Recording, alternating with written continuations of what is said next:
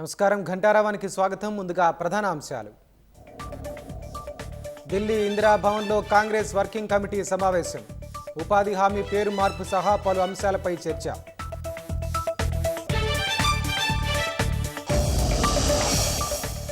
గాంధీ పేరును అవమానపరిచే విధంగా బీజేపీ వ్యవహరిస్తోందన్న పొన్నం. ఉపాధి హామీ పథకాన్ని కేంద్రం నిర్వీర్యం చేస్తోందని ఆగ్రహం.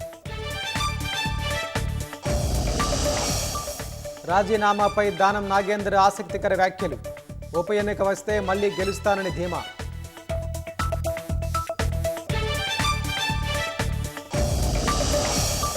హైదరాబాద్ విజయవాడ రహదారిపై నత్తనడకన నిర్మాణ పనులు. బ్లాక్ స్పాట్ల వద్ద ఇంకా పూర్తి కాని అండర్ పాస్ వంతెనలు.